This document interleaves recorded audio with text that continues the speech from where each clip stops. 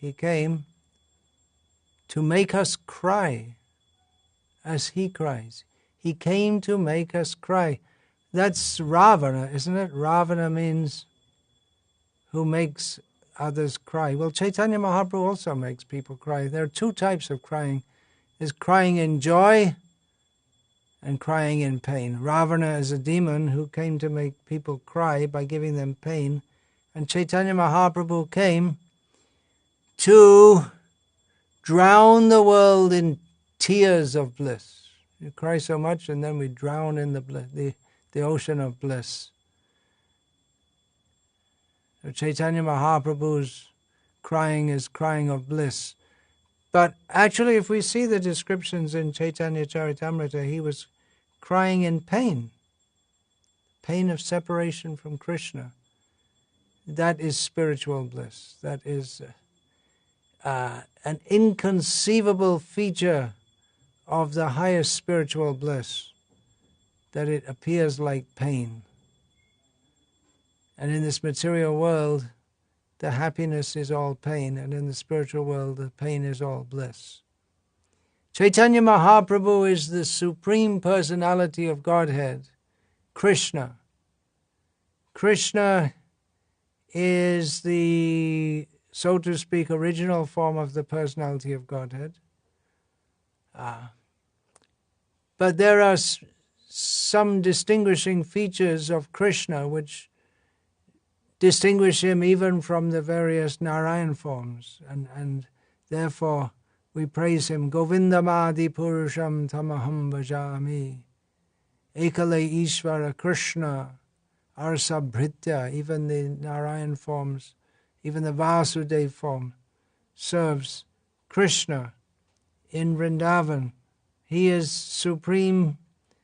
Lilayatena bhuvanani jayatya jasram. He perpetually rules over the world by his pastimes, by his flute, by his form, by his love.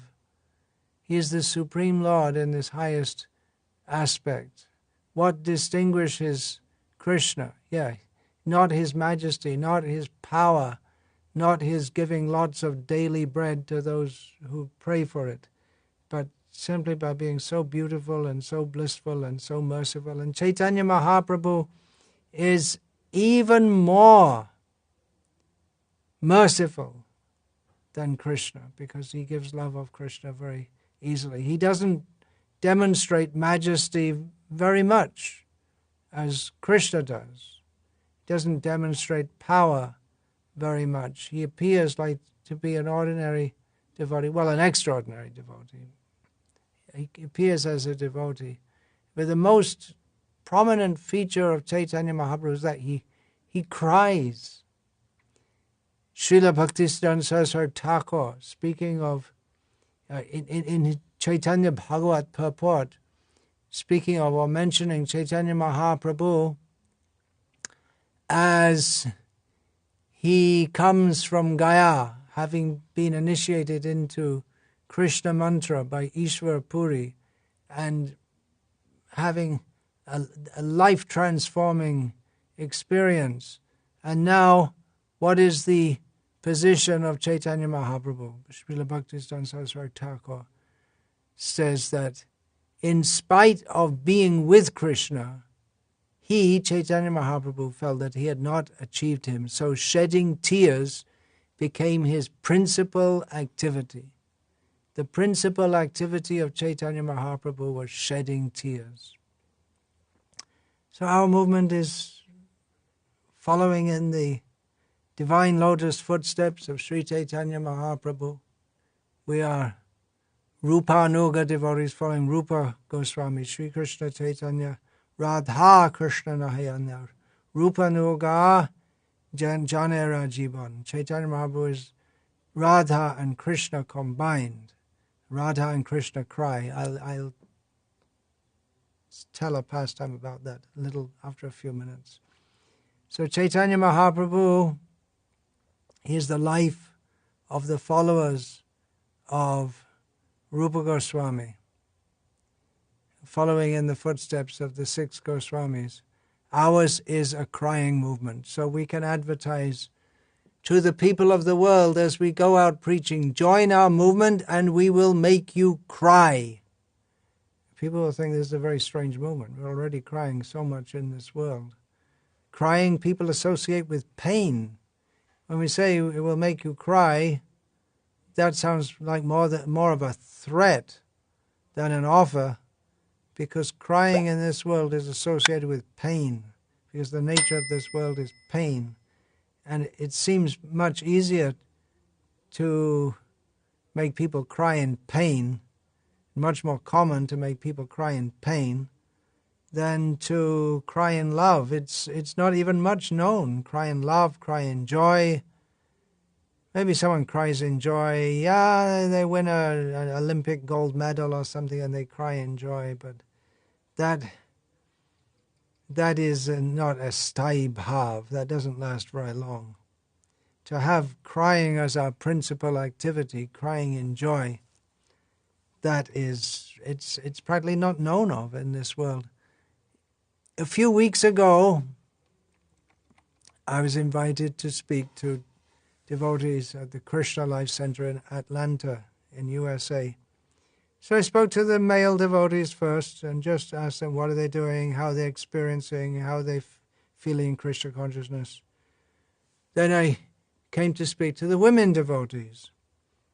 And the first, I believe her name was Brenda, about 40 years old, and very philosophical and very, very sober approach. But she said that, well, I've been looking for God all my life, and now I found him here. So very pleasing to hear that. And then another lady started talking, but she didn't get very far. She said, I'm so happy, the devotees here, they're so good, we're so happy.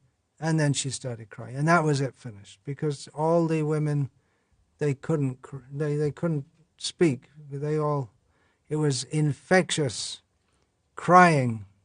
Their happiness in having come to Krishna consciousness, because they're all newcomers. That's very good. They're in touch with their real selves. The real self is an emotional self. The real self, this Chaitanya Mahaprabhu comes to reveal who we really are, Krishna Nitya Das. The servant of Krishna, but the service of Krishna, it's not some regimented military kind of service. It's full of feeling and love, and naturally devotees who are in touch with their real self means we're in touch with Krishna, because our real self is in service to Krishna. And as Srila Prabhupada said once at Rath Yatra, he was introducing Rath Yatra, he was speaking to the hippies. This was in San Diego, I believe it was. And Srila Prabhupada said, this is a feelings festival. It's a feelings festival. It's not one.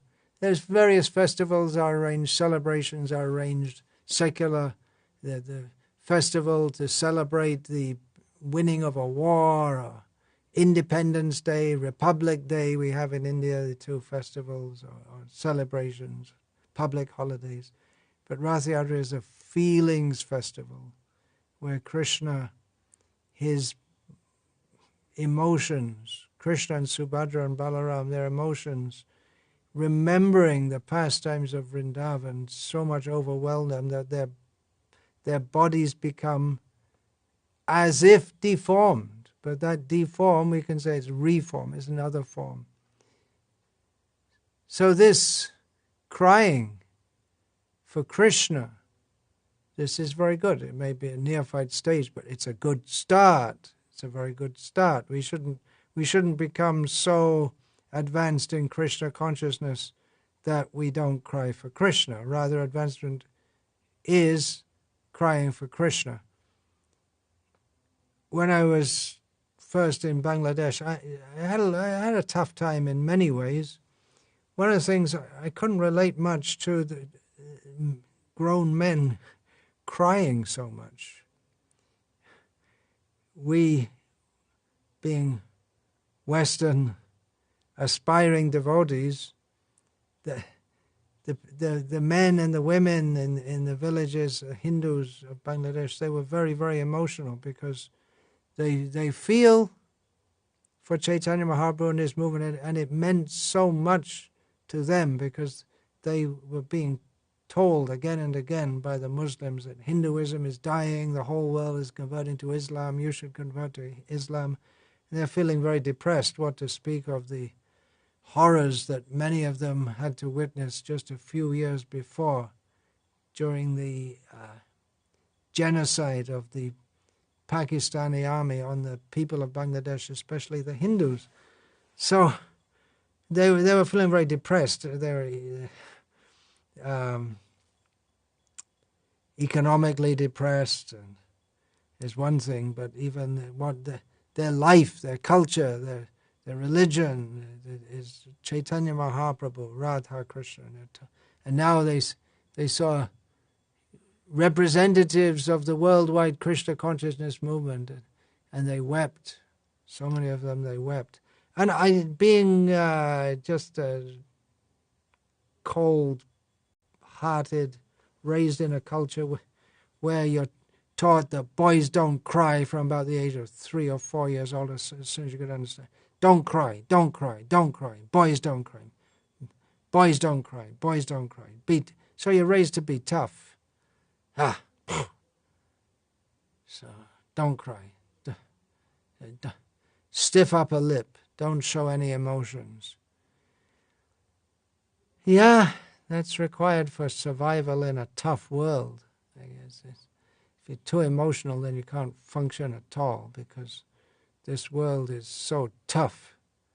So you have to suppress your emotions just to get by, and then the whole culture teaches you that you have to be tough, you have to get above others, you have to compete, you have to show yourself better to others.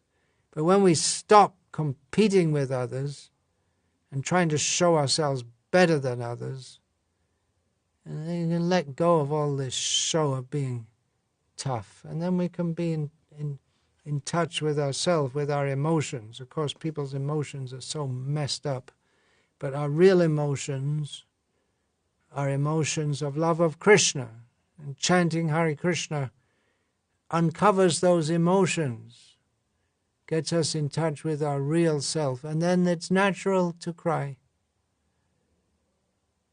To preach in this world, you have to be tough also.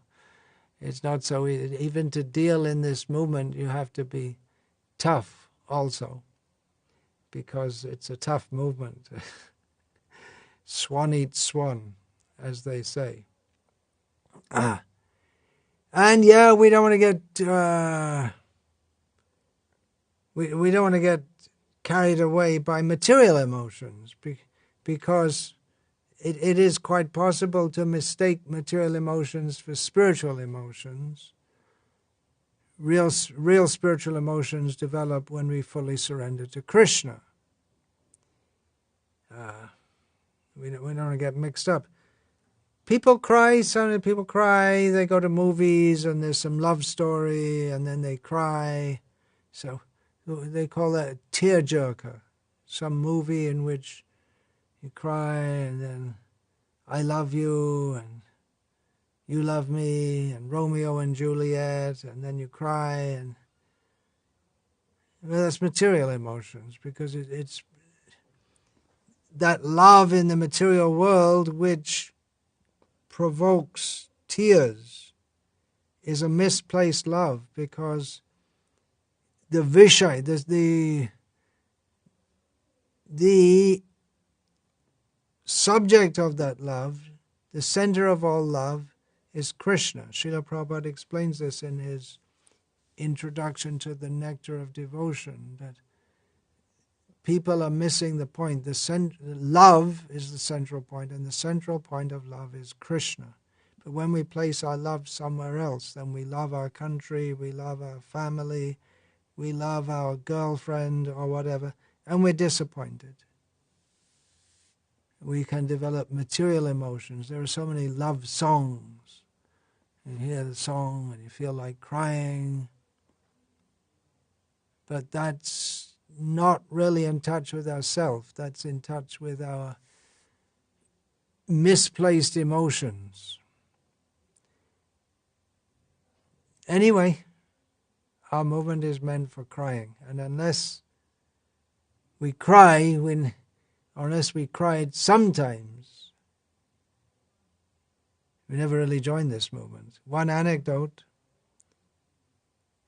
when I was new in this movement, 1975, Caitanya-candrämsta was just being published. So many volumes were being published.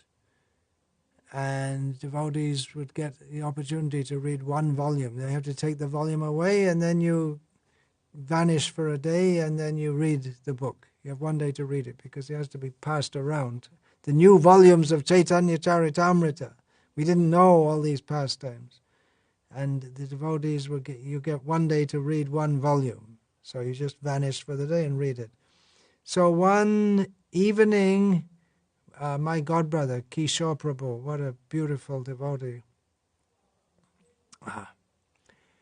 I saw him one evening. He came out of the guest room, the life membership area, which is a hideaway area, and he was holding a Caitanya-candrämsta, distinguished by that gold cover. I saw he's crying, and I was surprised. I said, "Why are you crying?" And he said, if you read Caitanya-candrämsta and you don't cry, you're not a devotee. Some things you remember. It's going back so many years. So this movement is meant to make everyone cry. It's not meant to make us cry in frustration. Unfortunately, even though there is a lot of crying in feelings for Krishna, when deities are installed, the temple is opened after so much hard work,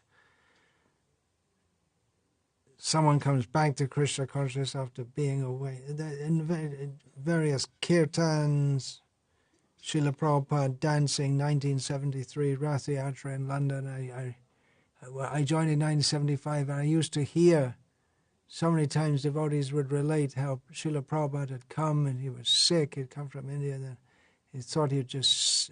They weren't sure if he was even going to come because he was sick, but he came, and I thought that he was just going to sit on the chariot, but he got down and he was dancing ecstatically all along the route, all the way from Mahabalaj to Trafalgar Square, if you know London at all.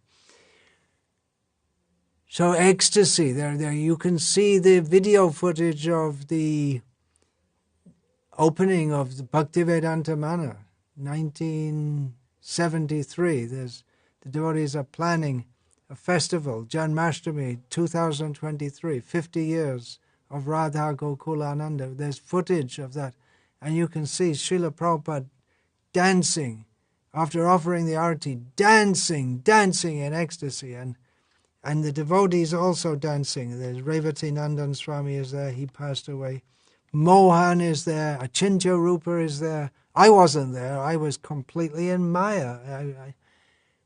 Where was I in 1973? 16 years old. Yeah, just in Maya. My time hadn't... The time for the mercy to descend on me hadn't come yet.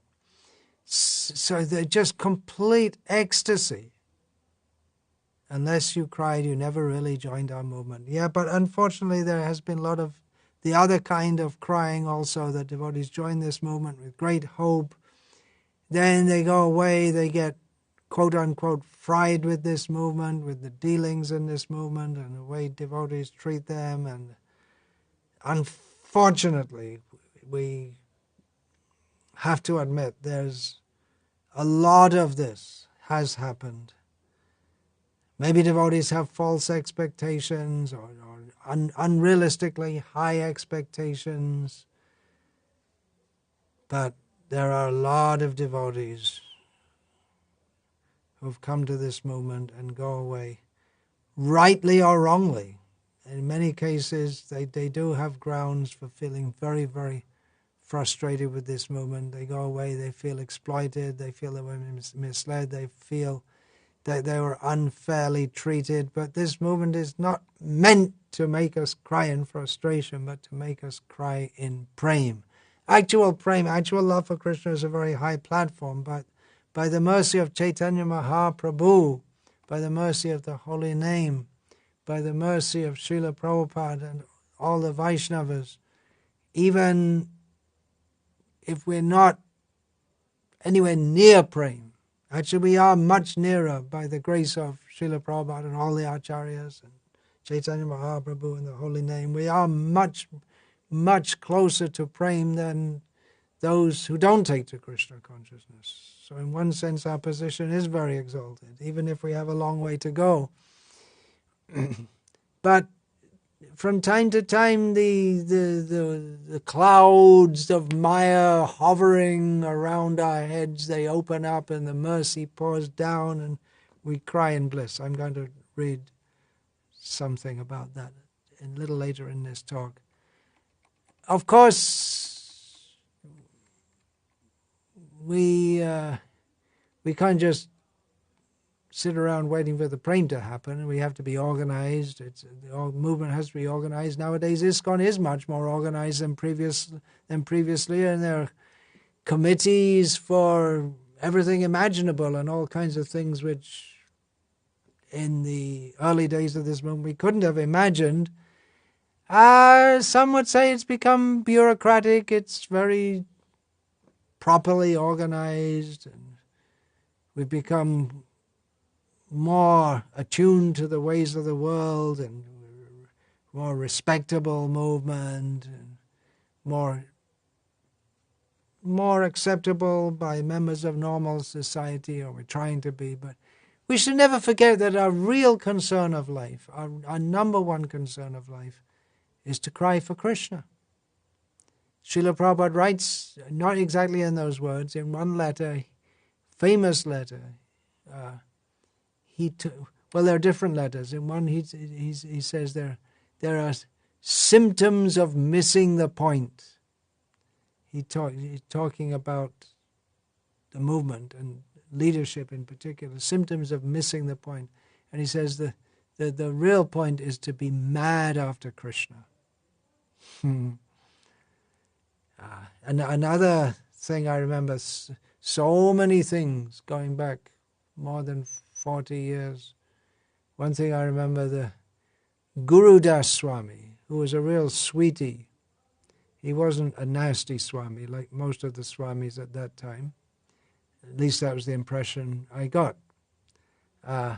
He was a sweetie Swami. So I remember one time he said, in class I believe it was, he was giving a class, and he said, the success of our movement will be when we have to designate a devotee to give them the service. Like someone has the service, okay, you have to cut sabjis, you have to clean out the trash, you have to polish the brass, and then we have to designate someone to mop up the floor after kirtan from the tears. Very nice.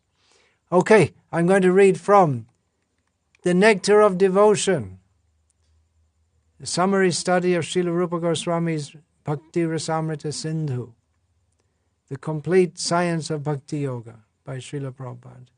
Srila Prabhupada writes, in the same Narada Pancharatra, there is another expression of submission, wherein the devotee says, my dear Lord, O lotus-eyed one, when will that day come, when on the bank of the Yamuna I shall become just like a madman and continue to chant your holy name, while incessant tears flow from my eyes. This is another perfectional stage. Lord Chaitanya also desired that a moment will appear unto me as 12 years of time, and the whole world will appear to me as vacant on account of not seeing you, my dear Lord. One should feelingly pray. Order from Srila Prabhupada. One should feelingly pray and become eager to render his particular type of service to the Lord. This is the teaching of all great devotees, especially Lord Chaitanya. In other words, one should learn how to cry for the Lord. One should learn this small technique, and he should be very eager and actually cry to become engaged in some particular type of service. This is called lolyam, and such tears are the price for the highest perfection. Tatra lolyam api mulyam ekalam. That's Srila Prabhupada is paraphrasing this. Krishna bhakti rasa bhavitamati kriyatam yadi katopi labhyate tatra lolyam api mulyam ekalam janma koti sukritya labhyate. Rupa Goswami writes that the feelings of pure devotion and pure Krishna consciousness, if that is available anywhere, Rupa Goswami says, then one should purchase that. By any means, purchase it. And what is the price? The price is lolyam, intense desire, the only price. This intense desire cannot be had even in millions and millions of lifetimes of performing worldly material activities. So, continuing from this quote from Nectar of Devotion, Srila Prabhupada writes, if one develops this lolyam or excessive eagerness, excessive, this word is maybe used, how shall we say, somewhat sarcastically. The materialistic people say, don't be too religious. If one develops this lolyam or excessive eagerness for meeting and serving the Lord in a particular way, that is the price to enter into the kingdom of God. Otherwise, there is no material calculation for the value of the ticket by which one can enter into the kingdom of God. The only price for such entrance is this lolyam, lalasamai, or desire and great eagerness. Srila Prabhupada quoted here in English from Shikshashtaka of Chaitanya Mahaprabhu, and actually there are two verses which can be quoted from that Shikshashtakam in this regard. Very well-known verses which are regularly recited. It shouldn't become a ritual to recite. Nayanam galadashru dharaya vadanam gadgada rudhaya gira pulakair nichitang vapukada tavanama gaharne bhavishyati.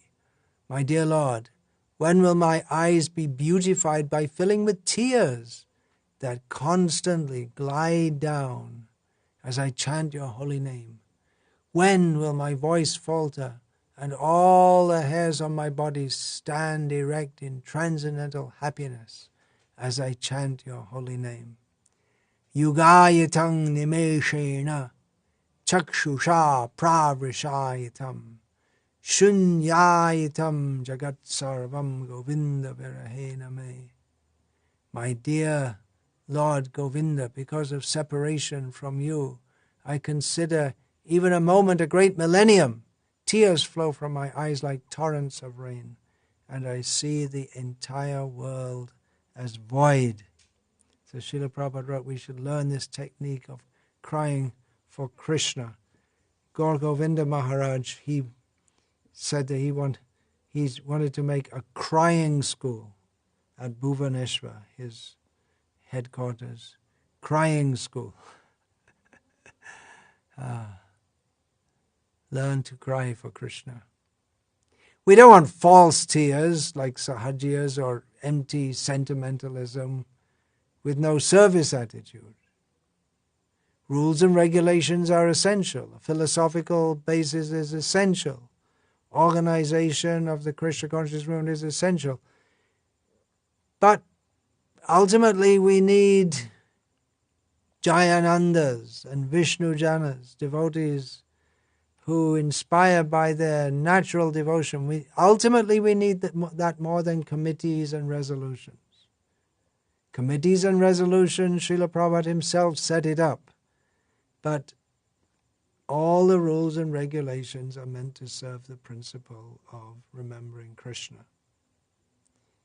Smartavya satatang Vishnu vismartavya najatu chit sarva vidhi nishedasya eta yor eva kinkaraha. Always remember Krishna, never forget Krishna, all the rules and regulations of devotional service, such as rising early, taking only prasad, and then the rules and regulations of the ISKCON organization given by the GBC and all that.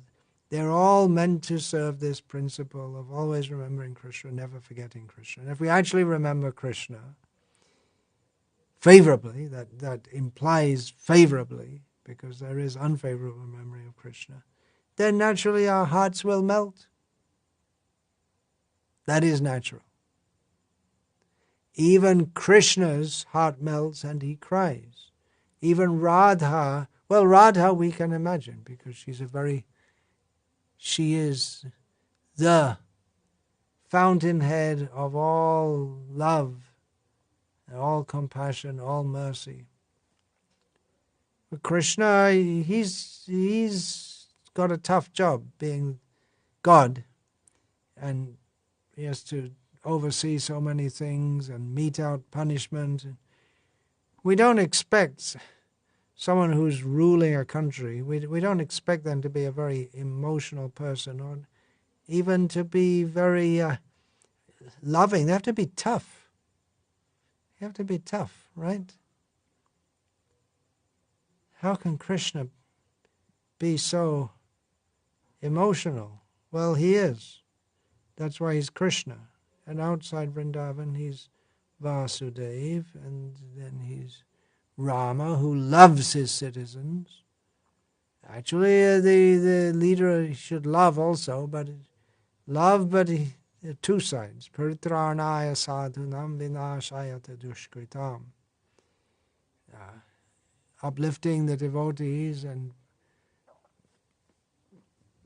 pushing down the rascals and the demons. So that's the job of God. Radharani doesn't have any such thing of punishing anyone. When Krishna comes as Krishna Chaitanya, there's no punishing. The Radha Bhava, the feelings of Radha become stronger. And even Krishna in Vrindavan, due to the influence of Radha, that what is Vrindavan? Radha Padankita Dham Jarnam Vrindavan. Vrindavan is known as the place where it's marked with the footprints of Radharani. So her influence is stronger. She's the queen of Vrindavan. Cowherd boys, they objected, Krishna objected, but ultimately they all happily accepted. Radha is the queen of Vrindavan. Krishna, he's only playing at being the king.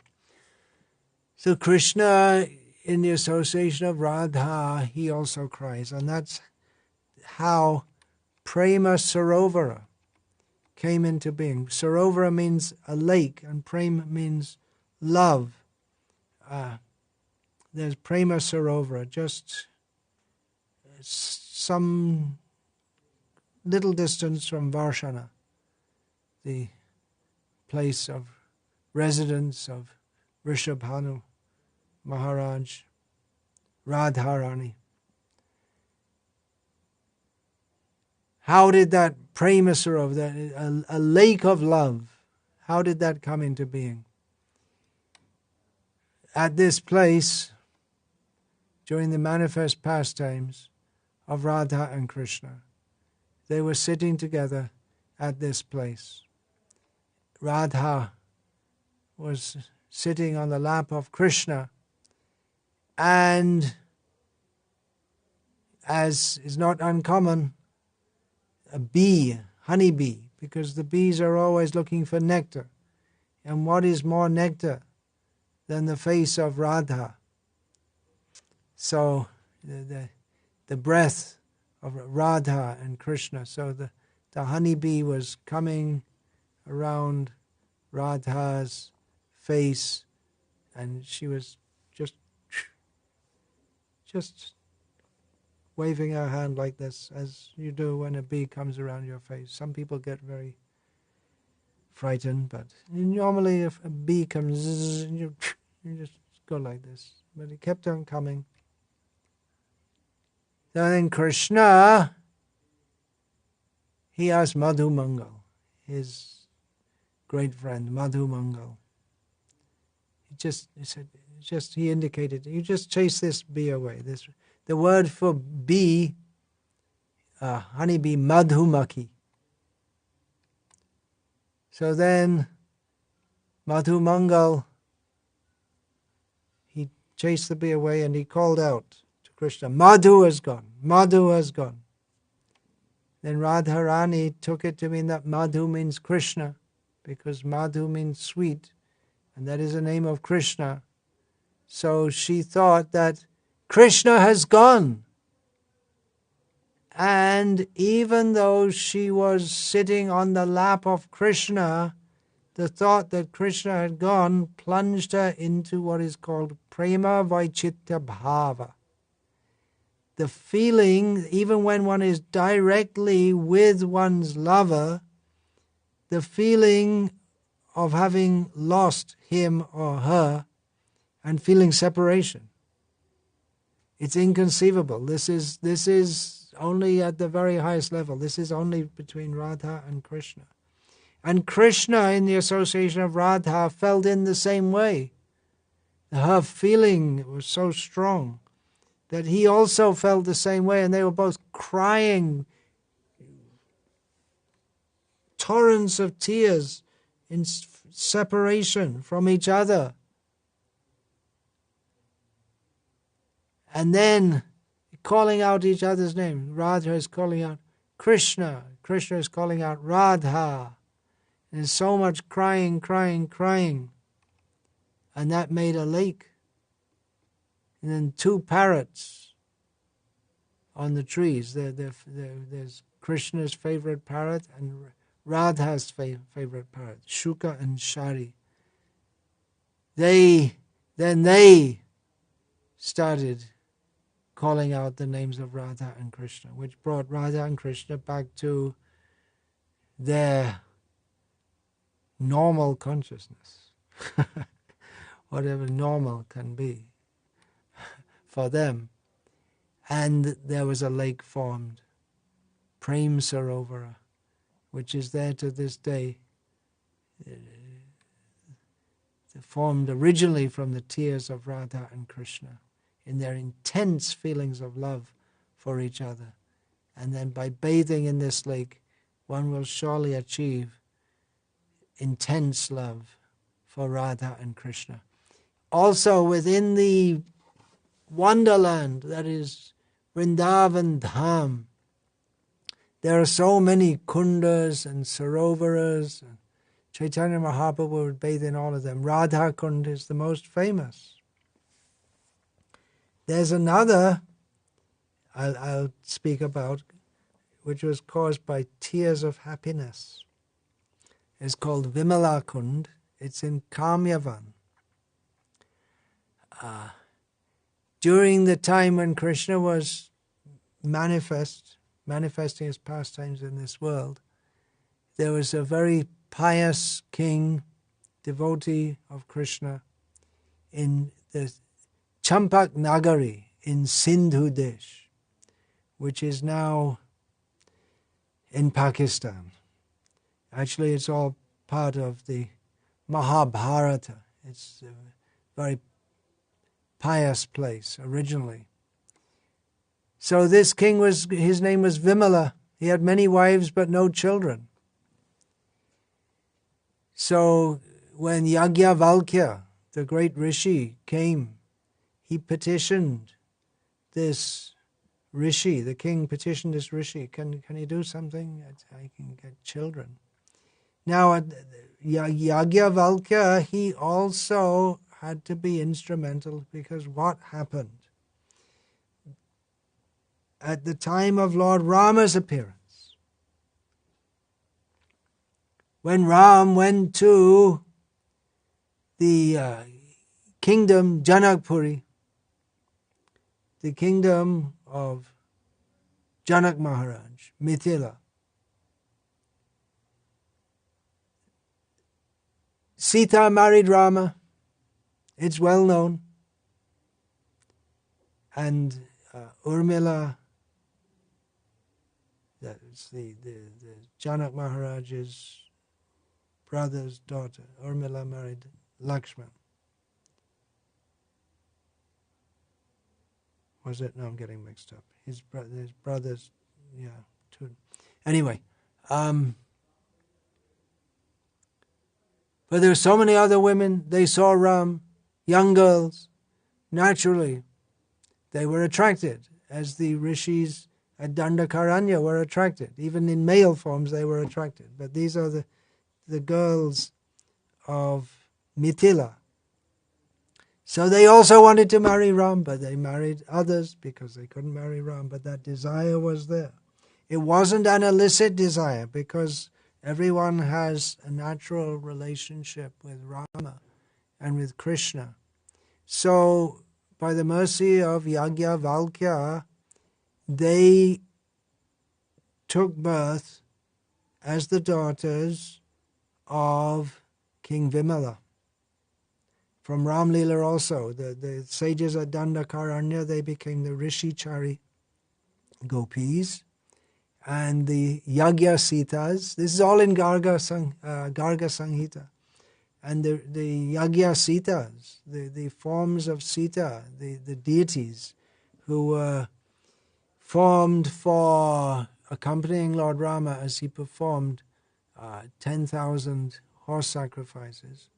They also came back in Krishna Leela, and Krishna accepted them all. So these 16,000 girls of Mithila, Janakpuri, they all became daughters of King Vimala. And he offered them when they became... no, wait a minute. These are the girls of Ayodhya. I'm getting mixed up. Don't mind. Anyway, when the time came to select the husbands for his daughters, the Yajnavalkya again said, okay, now you go and see Krishna. He's the right husband for these girls. So he did. He accepted these beautiful princesses and brought them to Kamyavan. Now, you may say, well, what's going on here? What's going on? To Kamyavan, that according to some scholars, devotees, in different yugas, Krishna's pastimes, the center of the pastimes is different. So Kamyavan was the center at this time. So Kamyavan within the broader Vrindavan area, and Krishna expanded himself with each and every one of those princesses and enjoyed Rasa Leela with them. And they were so happy when they were dancing with him that the tears of happiness as they were dancing with him, they formed a pond, and that is Vimalakund. So that's very sweet. Krishna's pastimes are very sweet. And Chaitanya Mahaprabhu came to give this nectar. One of Srila Prabhupada's godbrothers is Krishna Das, Babaji.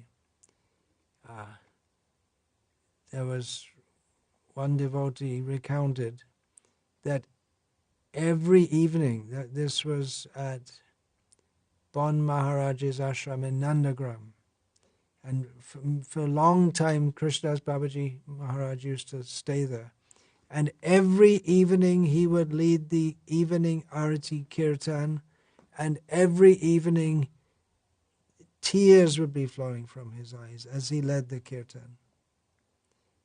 But he was able to cry and sing at the same time. Usually you get choked up, but he was able to do that. And if anyone else had done it, or you might think, well, it's just some imitation, but no one thought any such thing in his case, because they knew it was for real. Now, I'm going to read an account given by my dear godbrother Satyanarayan Prabhu. I'm so fortunate to have such, by Prabhupada's grace, such great souls as godbrothers, even though I don't see him much, but he's bringing the tears of Chaitanya Mahaprabhu to the Arab-speaking world, the Farsi, Vietnamese. He's printing books in so many languages.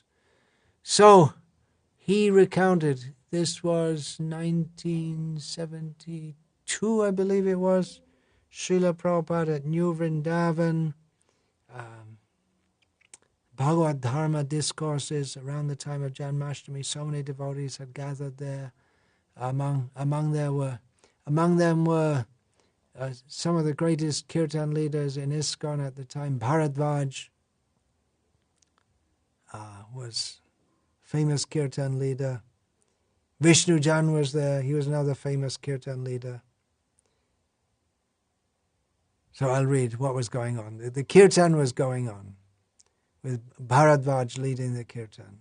And good kirtan leader means that not only musically good, but they invoke feelings for Krishna in the devotees who are participating in the kirtan. And especially this was going on in Srila Prabhupada's presence. So Satyanarayan was describing the kirtan that was going on in Srila Prabhupada's presence at New Vrindavan. And then he said that then the magic began to happen. The kirtan seemed to flow up over the stage from Bharadvaj's lead to Vishnu Jana's lead. In other words, Bharadvaj was, it just automatically, Vishnu Jan, who was on the stage, he automatically took it over. It was just like a natural progression. Vishnu Jan, playing mridanga near Prabhupada, took over the lead, carefully and lovingly developing the Hare Krishna mantra more and more, encouraged by Srila Prabhupada, who had by then, sitting down, Srila Prabhupada had then closed his eyes and was beginning to rock his head from side to side, an intense expression coming over his face. As the chanting increased in intensity, Prabhupada's whole body soon started rocking from side to side, his kartals crashing together with force. Almost as if a signal was given, the entire congregation of devotees was drawn to the stage. There was a crush towards the stage. In other words, just the devotees spontaneously, they rushed towards the stage, and it became crushed up as they're chanting. And it just started getting wild. It was such an incredible emotion. Prabhupada was shaking his head back and forth. Everyone was looking intently at Prabhupada as a wild expectation swept over us. You could feel the kirtans building up. The bliss is building up, but there's an expectation. There's more to come. Satyanarayan Prabhu continues. Srila Prabhupada, clearly overwhelmed with pure and uncontrollable love of Krishna, with eyes tightly closed and crashing, the kartals madly interrupted Vishnu Jan. You can hear the recording of this. The Vishnu Jan is singing, the devotees are chanting, and then Prabhupada takes over the kirtan, the leading of the kirtan. I was saying they're great kirtan leaders there, Bharadvaj, Vishnu Jan, and then the greatest kirtan leader of them all, Srila Prabhupada.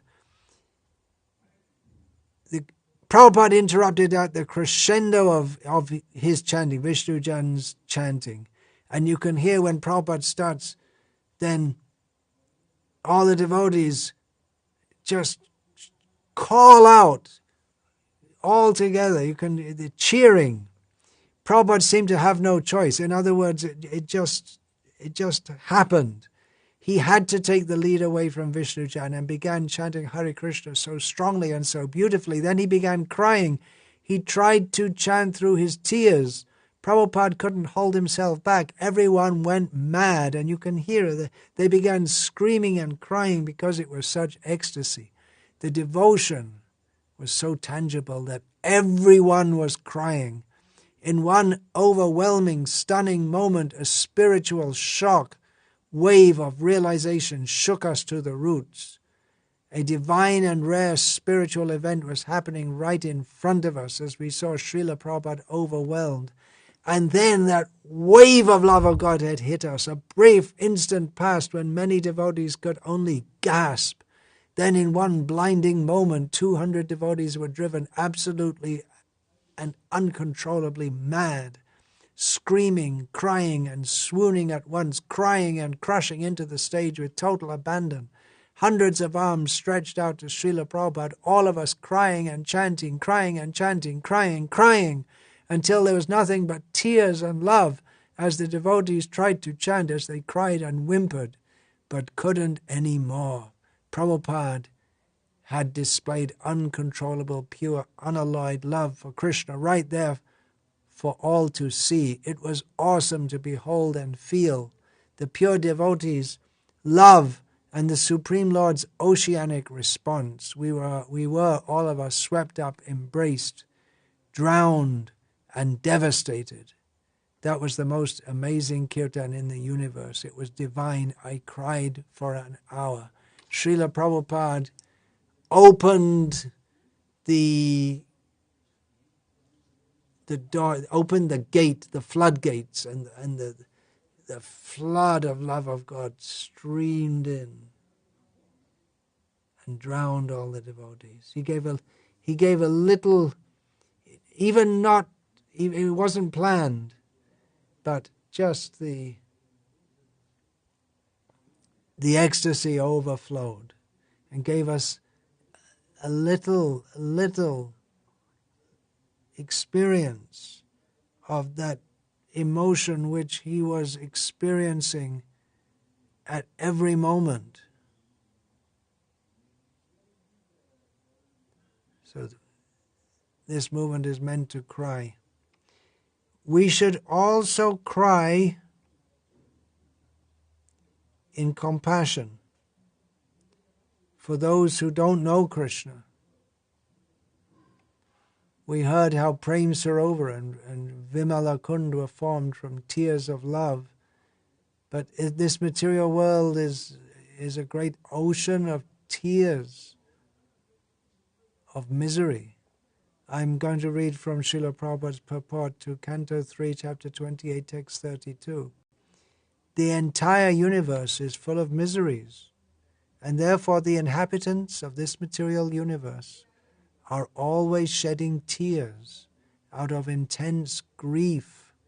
There is a great ocean of water made from such tears, but for one who surrenders unto the Supreme Personality of Godhead, the ocean of tears is at once dried up.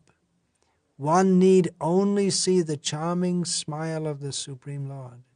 In other words, the bereavement of material existence immediately subsides when one sees the charming smile of the Lord. We should remember what a miserable situation we've come from, and what a great opportunity we have now to enter the world of crying in bliss. And yes, we need the organization of ISKCON to facilitate the distribution of this love of God, distributing Srila Prabhupada's books, distributing the chanting everywhere, festivals everywhere. Let people have a little, at least a little, let them have some exposure to the bliss that is Krishna consciousness. So crying, this movement is meant for crying. But as long as we're on this plane, we have to work and do what we can to bring Krishna and Krishna consciousness to others. Seeing the suffering of others. Chaitanya Mahaprabhu has come. Chaitanya Mahaprabhu has come to make us cry. Tomorrow is Gaur Purnima. Every day we celebrate the Arati of Chaitanya Mahaprabhu. Evening Arati, we join together, and tomorrow especially we will be focusing on the golden avatar, the avatar of bliss, the avatar of love, the avatar of mercy, the avatar of divine tears. All glories to the Supreme Personality of Godhead, Sri Krishna Chaitanya Mahaprabhu. All glories to his Senapati Bhakta, general for leading the army in preaching the message of Chaitanya Mahaprabhu. And all glories to the members of that army who are working so hard all over the world to dry up the ocean of tears and replace that ocean of tears with an ocean of pure love of Krishna. Vancha kalpa tarubhyascha kripa sindhubhya evacha patita nam pavanebhyo vaishnavebhyo namo namaha. Dante nidhaya chunakang padayo nipatya kritva chakakushatam etadaham ravimi he sadhava sakala eva vihaya durat gauranga chandra charane kurutanuragaha parivadatu jano yata tatava nanumukaro navayang vicharayamaha hari rasa madira madati matta bhuvi vilutama nartama nirvishama. Hare Krishna, Hare Krishna, Krishna Krishna, Hare Hare, Hare Rama, Hare Rama, Rama Rama, Hare Hare.